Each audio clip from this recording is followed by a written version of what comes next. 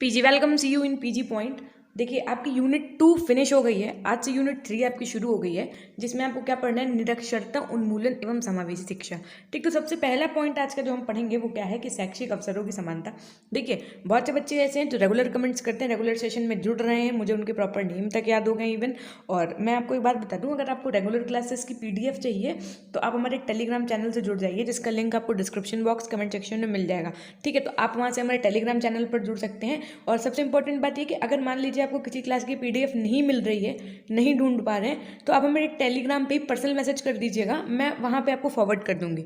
ठीक है, सो आइए शुरू करते हैं आज का अपना टॉपिक, ज़्यादा वक्त आज जाया ना करते हुए। देखिए शैक्षिक अवसरों की समानता का अर्थ एवं परिभाषा सब कुछ पता है आपको कि जब भी हम कोई नया टॉपिक शुरू करते हैं तो हम लोग अलग अलग साइकोलॉजिस्ट के हिसाब से पहले क्या पढ़ते हैं, उनकी डेफिनेशन पढ़ते हैं। देखिए ये यूनिट जो है आपकी बहुत इंटरेस्टिंग रहने वाली है। जैसे अभी तक आप जो पढ़ रहे थे उसमें अनुच्छेद ही अनुच्छेद थे, है ना, ये मौलिक अधिकार, कर्तव्य, राज्य के नीति निर्देशक तत्व और सारी चीज़ें थी। तो उसमें चीज़ें क्या थी, लर्न करने वाली थी, है ना। अब जो आप पढ़ेंगे ये चीज़ें क्या है, समझने वाली हैं। और अगर आपका पेपर जिन जिन यूनिवर्सिटी में मान लो सब्जेक्टिव होना है, उनको तो बिल्कुल टेंशन लेने की नीड ही नहीं, उनको तो मैं बहुत अच्छे से बताऊंगी कि सब्जेक्टिव कैसे कर सकते हैं पेपर आप, जिससे अच्छे मार्क्स गेन हो। और यदि पेपर ऑब्जेक्टिव होगा तो ऑब्जेक्टिव वाले भी बच्चे टेंशन ना लो, उसमें भी ना हम आपको ट्रिक बेस्ड कुछ चीज़ें बताएंगे कि क्या हमको करना होगा। तो वो सब चीज़ें पेपर टाइम पे आपको बताएंगे, उसकी टेंशन नहीं लो। अभी सिर्फ आपको क्या करना है, पढ़ाई करनी है। मैंने अपने चैनल पे भी पिन कर दिया है टेलीग्राम पे कि आप बस ये क्वेश्चन ना करिए कि ऑब्जेक्टिव होगा कि सब्जेक्टिव। वो इसलिए मैं चाहूँ तो उस पर 20 वीडियो बना दूँ दिन भर में, लेकिन नहीं, क्यों, जब तक ऑफिशियली नहीं आ रहेगा ना, क्या मीनिंग है आपके साथ, केवल व्यूज़ छोड़ने चाहिए भाई हमको। अब देखो क्या कि भारत में सभी बच्चों को बिना किसी भेदभाव के शिक्षा प्राप्त करने के समान अवसर एवं सुविधाएं प्रदान करना ही शैक्षिक अवसरों की समानता है। क्या कि कोई भी बच्चा है जो इस देश का, उसको सभी अवसर प्रदान करना, मतलब जो आपके शिक्षा से यानी कि एजुकेशन से रिलेटेड हो। जैसे जैसे आपने मिड डे मील सुना होगा, उसके बाद में आपने पढ़ने के लिए समान अवसर का मतलब ये है कि स्कूल की व्यवस्था होनी चाहिए। आप देखिए प्राइमरी स्कूल पास में ही होते हैं एकदम, है ना, हर गांव में होते हैं, कितनी दूरी पे निर्धारित, इतनी दूरी पे होते हैं। तो वो सिर्फ इसीलिए होते हैं कि हर एक बच्चे को इस देश में समान अवसर मिल सके। समान अवसर एवं समान सुविधाओं के संबंध में विद्वानों के भिन्न भिन्न मत हैं। मैंने अभी आपको बताया ना कि आप कोई भी नया टॉपिक उठाते हैं तो आपको अलग अलग साइकोलॉजिस्ट के हिसाब से डेफिनेशंस पढ़नी होती हैं।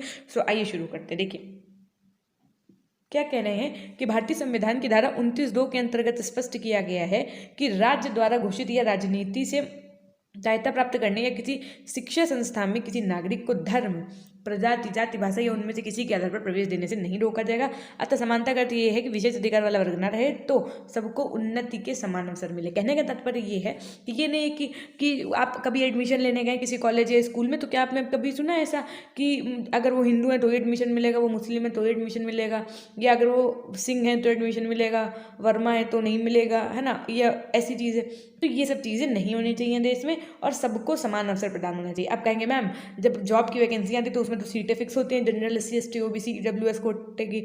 तो देखो वो क्या होता है, हर एक चीज़ के अपने एक्सेप्शंस होते हैं ना, तो ये चीज़ें उसके अंतर्गत आती हैं। क्योंकि पहले अपने देश में ये वर्ग इतना पिछड़ गया कि इसको सामान्य वर्ग के साथ में लाने के लिए ये सब चीज़ें की जाती हैं। ठीक, अब देखो जरा, शिक्षा आयोग 1964-66 के अनुसार जो भी सामाजिक न्याय को अत्यंत आदर्श मानता है, जनसाधारण की हालत सुधारने तथा समस्त शिक्षा योग्य व्यक्तियों को शिक्षित करने में उत्सुक है, उसे यह व्यवस्था करनी होगी कि जनता के सभी वर्गों को अवसर व अधिकाधिक क्षमता प्राप्त होती जाए, जिससे वह सुविधापूर्वक जीवन व्यतीत कर सकें। इस प्रकार यह स्पष्ट होता है कि सुविधाएं व्यक्तियों की योग्यता के अनुसार होनी चाहिए, नहीं तो व्यक्ति उन अवसरों का दुरुपयोग भी कर सकता है। सबके लिए अवसरों की समानता के अभाव में प्रजातंत्र एक वृथा अवधारणा हो सकती है, अंततः कहा जा सकता है। अब देखो यहाँ पे समझने वाली बात है क्या, ये अंडरलाइन कर रही हूँ मैं कि शैक्षिक अवसरों की समानता का अर्थ है राज्य द्वारा देश के सभी बालकों के लिए स्थान, जाति, धर्म अथवा लिंग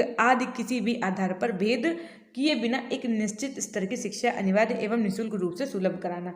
इतनी सी बात समझ में कि देश के हर एक बच्चे को बिल्कुल बिना किसी, क्या कहते हैं ना, डिस्क्रिमिनेशन के उसको एजुकेशन मिल सके और विदाउट एनी कॉस्ट, यानी कि निःशुल्क मिल सके। ठीक, अब देखो शिक्षा प्राप्त करने में आने वाली कठिनाइयों का निवारण करना, जैसे कि बहुत सी एजुकेशन होते हैं, आप देख लीजिए वुमेन्स एजुकेशन पे कितनी ज़्यादा चीज़ें काम में हैं, स्किल डेवलपमेंट के कितने कोर्सेज चल रहे हैं, फ्री ऑफ कॉस्ट चल रहे हैं, ऊपर से उसमें आपको ट्रेनिंग दी जाएगी फ्री ऑफ कॉस्ट।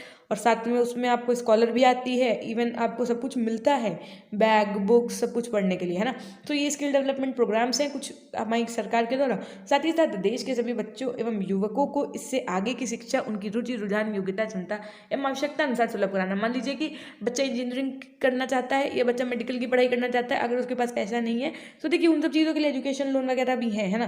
तो इन सब चीज़ों का निवारण करना किसका काम होता है, तो सरकार का काम होता है। देखिए बहुत दिन से आपको एक कंफ्यूजन थी ना कि क्या मैम CSJMU के अनुसार मार्केट्स में नए सिलेबस के सेमेस्टर प्रणाली के अनुसार बुक्स अवेलेबल है। जी हाँ, आपके रिवाइज्ड सिलेबस के अनुसार बुक्स मार्केट्स में बीएड की अवेलेबल है। आपका अपना पब्लिकेशन SVPM यानी कि श्री विनोद पुस्तक मंदिर के नाम से ये जो आपका पब्लिकेशन है, तो इसमें आपको हम दिखाएंगे आज पेपर 1 की ये जो बुक है शिक्षा के दार्शनिक परिप्रेक्ष्य। तो फॉर्मेट क्या रहने वाला है, क्या रहने वाला है, इनका इंडेक्स सब कुछ जानेंगे। तो देखिए गुरुशरण दास Tyagi ji, doctor BB Singh ji writer हैं, और सिलेबस के अनुसार यदि बात की जाए तो सिलेबस इन्होंने पहले अपनी पुस्तक में अंग्रेजी के पॉइंट्स में दे रखा है, और जैसा कि आपको पता है कि जो उसके बाद में सिलेबस इन्होंने हिंदी में दे रखा है, हिंदी में जो दे रखा है सिलेबस उसमें क्या हुआ है, जो हेडिंग्स हैं आपकी वो अंग्रेजी में भी दे रखी हैं। ठीक है, सो जैसा कि आपको पता है कि इस बार आपके न्यू सिलेबस में क्या ऐड हुआ है, तो गिज्जू भाई के विषय में ऐड हुआ है ना। तो इन्होंने देखिए वो सारे टॉपिक्स यहाँ पे कवर किए हैं। ये सब चीज़ें आपको बता दें, न्यू सिलेबस के अकॉर्डिंग ये बुक्स डिज़ाइन की गई है। यूनिट 1 में जब आप चैप्टर 1 ओपन करेंगे तो देखेंगे कि वहाँ पे जो भी चीज़ें पढ़ाई जाएंगी उसमें जो मेन टर्म होते हैं, जैसे जैविक का बायोलॉजिकल, इन्होंने इंग्लिश में भी ट्रांसलेशन दे रखा है। साथ में मेन बात जो सबसे बढ़िया रहे इस बुक की वो ये है कि इसमें आपको दीर्घ उत्तरीय प्रश्न भी कराए जाएंगे, लघु उत्तरीय के भी क्वेश्चन आंसर के क्वेश्चन मिल जाएंगे इंपॉर्टेंट, और बहुविकल्पीय भी मिल जाएंगे। जो बहुत बड़ा क्वेश्चन था ना, तो आपकी सब कुछ प्रैक्टिस हो सकती है इससे, आप चाहें तो परचेज कर सकते हैं। ठीक है, सो आइए बढ़ते हैं अपने नेक्स्ट पॉइंट की तरफ। ठीक, अब देखिए शुरू करते हैं अपना हम नया टॉपिक, क्या कि शैक्षिक अवसरों की समानता की विशेषताएं क्या हैं, आखिर इसकी कुछ अपनी अपॉर्चुनिटीज़ जो है इस एजुकेशन की, तो कैरेक्टरिस्टिक इनकी क्या होंगी, कि देश के सभी नागरिकों को शिक्षा प्राप्त करने का मौलिक अधिकार प्राप्त है। आपने पढ़ा था ना शिक्षा का अधिकार, इससे पहले वाले चैप्टर में जब प्रस्तावना, मौलिक अधिकार है ना, मौलिक कर्तव्य, राज्य के नीति निर्देशक तत्व, शिक्षा का अधिकार, ये सब पढ़ाया था ना। उसके अंतर्गत आपने पढ़ा था शिक्षा जीवन पर्यंत चलने वाली प्रक्रिया, मतलब आप अंतिम सांस तक सीखते रहेंगे। ठीक, शिक्षा प्राप्त करने हेतु कई नियम व कानूनों का निर्माण किया गया। ये इंपॉर्टेंट है कि बहुत सारे ऐसे रूल्स एंड रेगुलेशन है जिनको फॉलो करना पड़ता है। सेकेंड टर्म इज दैट कि प्रजातंत्र की सफलता का आधार समानता ही है। प्रजातंत्र की सफलता का यानी कि आपकी पूरे इस राष्ट्र की सफलता का आधार क्या है, समानता ही है, इक्वलिटी ही है। राष्ट्र का विकास नागरिकों के विकास पर निर्भर करता है। सीधी सी बात है कि जब सिटीजन्स आपके well proper maintained educated ultimate होंगे तभी तो आपका कंट्री अल्टीमेट बनेगा, कंट्री तभी तो आपका प्रगति करेगा। पता चले जो मेन चीज़ है यानी जो नींव है वो ही खराब है। बोलते हैं ना, देखो जब मकान बनता है तो सबसे पहले नींव बनती है, अगर नींव ही गड़बड़ है तो मकान फिर चाहे वो जितना ऊंचा, चाहे जितनी मंजिल खड़ी कर दी वो डगमगा जाएगा। लेकिन अगर नींव मजबूत है तो फिर मकान ऊंचाई को छूता ही चला जाएगा, कोई दिक्कत नहीं। तो सेम वैसे अगर इस भारत देश के नागरिक ही पढ़े लिखे विद्वान होंगे तो इस देश को डेवलप्ड कंट्री बनने से, डेवलपिंग कंट्री से डेवलप्ड कंट्री बनने तक कोई नहीं रोक सकता है। वो तो बात समझ में आ रही होगी। फिर देखिए शिक्षा ही एकमात्र ऐसा साधन है जो नागरिकों के व्यक्तित्व का पूर्ण विकास करता है, इसलिए सबको शिक्षा समान अवसर मिलना चाहिए। अब जरा समानता के क्षेत्र में यदि बात कर ले तो सबसे पहले नागरिक आधार क्या होता है, इसके अंतर्गत हर एक नागरिक को स्वतंत्र, मतलब आप इंडिपेंडेंट होकर के अपना जीवन यापन कर सकते हैं, है ना, और अपने अधिकारों का उपयोग करने की पूर्ण स्वतंत्रता है आपके पास। उसे प्रताड़ित करना, यातना देना एवं दंड देना निषेध है। राजनीतिक अधिकार की यदि बात करें तो इसके अंतर्गत प्रत्येक नागरिक को वोट डालने का अधिकार प्राप्त है। वह अपनी इच्छा अनुसार नेता का चयन कर सकता है। कैसे, आप 18 के हैं, आपका जिसको मन हो आप उसको वोट दीजिए, यानी कि आपका मन है बीजेपी को दीजिए, आपका मन है सपा को दीजिए, चाहे जिसका मन हो, आपका जो भी फेवरेट लीडर है, आपको लग रहा है इन्होंने हमारे देश के लिए अल्टीमेट काम किया है, तो ये आपका राजनीतिक अधिकार हो गया। यदि आर्थिक अधिकार की बात करें तो आपको यूनियन यानी कि एक संघ बनाने का अधिकार है। सामाजिक अधिकार की यदि बात करें तो आप अपने इच्छा अनुसार किसी भी वर्ग से विवाह करने का अधिकार आपको प्राप्त है। हाँ, ये सुन के भाई सबको बड़ी मजा आ गई होगी। क्यों, ये यहाँ पे इंपॉर्टेंट डालना, बताओ 3 स्टार और लगा दें, ये लो लगा दिया है ना, 5 स्टार बना दे लो, 5 बना दिया। क्यों, क्योंकि मैम मेरी ये तो बहुत अल्टीमेट बात बता दी क्या, कि इसके अंतर्गत प्रत्येक नागरिक को समाज में अपनी इच्छा अनुसार किसी भी वर्ग से विवाह करने का अधिकार प्राप्त है।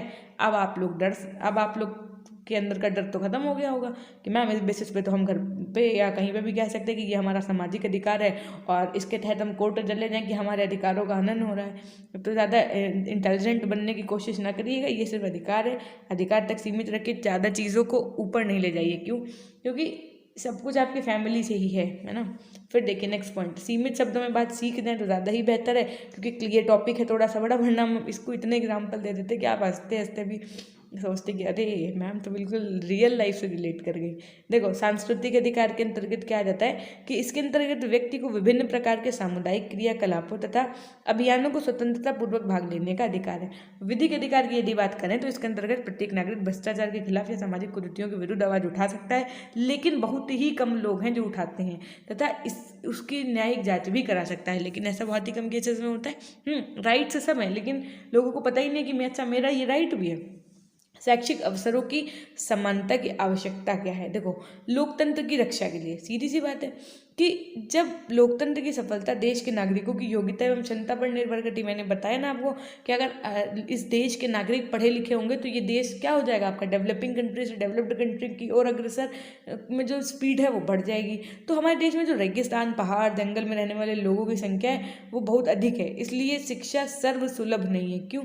अतः यह आवश्यक है कि उपेक्षित, निर्धन एवं दूर दराज में रहने वालों की शिक्षण सुविधाएं प्रदान की जाएं, उन्हें लोकतंत्रीय मूल्यों का ज्ञान कराया जाए तथा उनमें सोचने, समझने तथा निर्णय लेने की क्षमता का विकास किया जाए, तभी देश में लोकतंत्र सफल हो सकता है। फिर देखिए व्यक्तियों में वैयक्तिक विकास के लिए, यानी कि हर एक जो मनुष्य है इस देश का या इस पृथ्वी का, इस ब्रह्मांड का, उसकी अपनी अलग स्किल्स हैं, उसकी अपनी अलग चॉइस है। सो कि इस बेसिस पे स्टडी होनी चाहिए, है ना।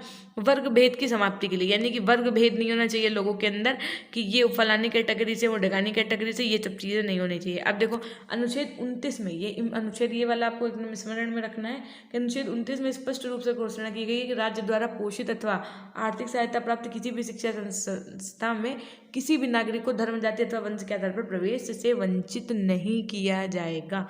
समाज के उन्नयन के लिए, समाज का उन्नयन मतलब, उन्नयन का मतलब क्या होता है? ऊपर की ओर उठना। उन्नयन जैसे आपने उन्नयन कोड भी पढ़ा होगा अगर आपने मैथ्स ली थी 10th में। तो अब देखो लोकतंत्र पूरे राष्ट्र को एक समाज मानता है। कौन मानता है? लोकतंत्र। तथा उसे सभ्य एवं सुसंस्कृत समाज के रूप में विकसित करने में विकास में विश्वास करता है। जब तक देश में प्रत्येक नागरिक को शिक्षित नहीं किया जाता है तब तक यह संभव नहीं है। इसलिए देश में सब शैक्षिक अवसरों की समानता की बहुत ही आवश्यकता है। बात समझ में आ रही है? अब जरा देखो भारत में शैक्षिक अवसरों की समानता क्या है कि अभी तक आपने क्या पढ़ा था? समानता। अब क्या पढ़ेंगे आप? असमानता, यानी inequality of educational opportunities in India. सबसे पहले प्रांतीय शिक्षा में किया समानता।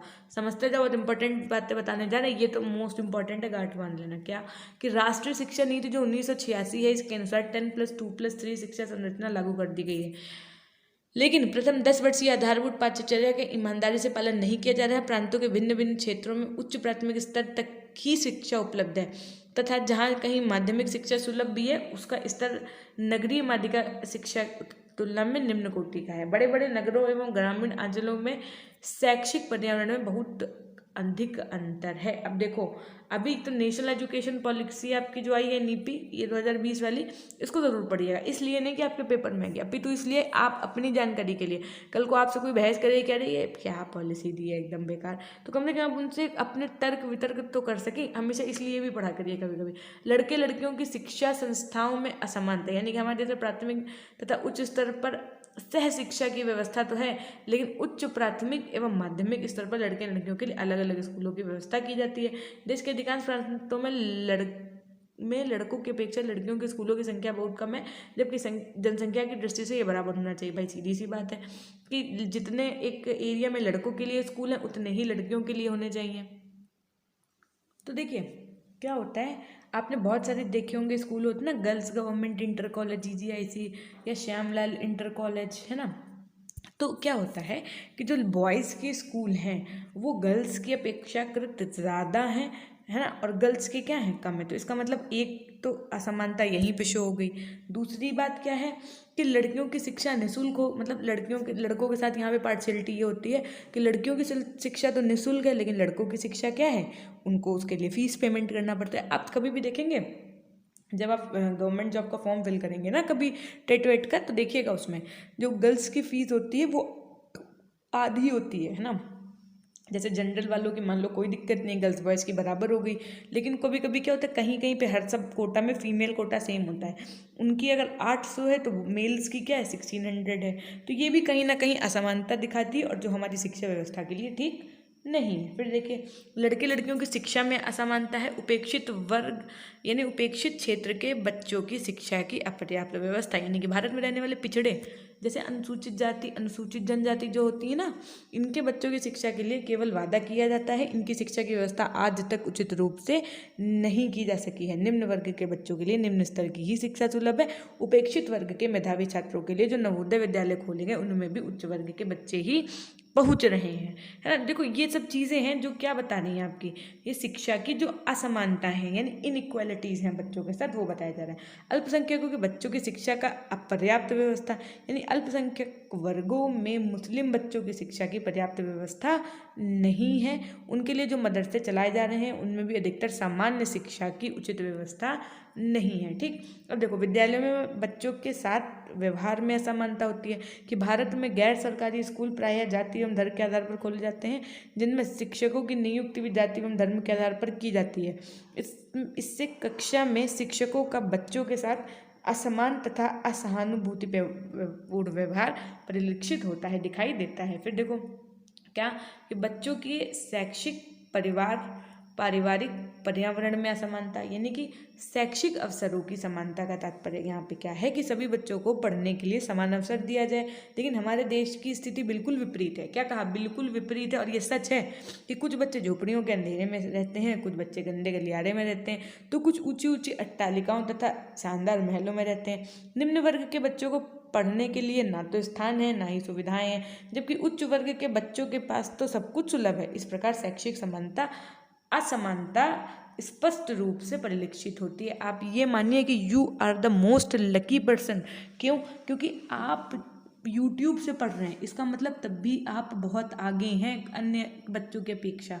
यूट्यूब से पढ़ने का मतलब ये है कि आपके पास डेटा है, आपके पास मोबाइल है, ठीक है, और आप पढ़ पा रहे हैं, सबसे बड़ी बात, और वो भी घर से रह कर के आपके पास ये सुविधा है। कुछ बच्चे तो ऐसे हैं जिनके पास मोबाइल ही नहीं है, पूरे पूरे घर में सिर्फ एक मोबाइल है, बच्चा स्टडी कंटिन्यू कर ही नहीं पा रहा है, उसको पता ही नहीं है कि कैसे क्या आगे की चीज़ें होती हैं। आपको तो ये भी पता है कि बीएड के बाद टेट सुपर टेट होता है। कुछ तो ऐसे हैं कि जिनको पता ही नहीं है कि ये टीचर बनते कैसे हैं, है ना, जबकि उनका चाहे गोल हो टीचर बनना, तो सोचो उनके लिए कितना जो है ये टफ पार्ट होगा टीचर बनना, कि टीचर बनना पता नहीं बहुत बड़ी टॉप चीज़ होती हुआ होता होगा, न जाने कैसे लोग बनते होंगे। ठीक, और जिनके पास मोबाइल है याद में वो सब सर्च कर लेते हैं कि how to be a teacher, सब पता चल जाएगा। तो अपने आप को कभी क्रिटिसाइज़ नहीं करिए। कल कोई क्लास में लिख भी रहा था ना कोई, देखो मैं नाम भूल गई यहाँ पे, कि मैम मैं बहुत परेशान हूँ, मैं बहुत दुखी हूँ या ऐसा कुछ।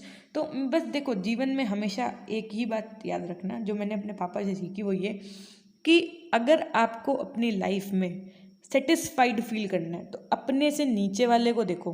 क्या कहा कि अगर आप चाहते हैं अपने जीवन में संतुष्ट रहना, ठीक, खुश रहना, तो अपने से नीचे वाले को देखो, और अगर आप अपने जीवन में आगे बढ़ना चाहते हैं तो आप अपने से ऊपर वाले को देखो।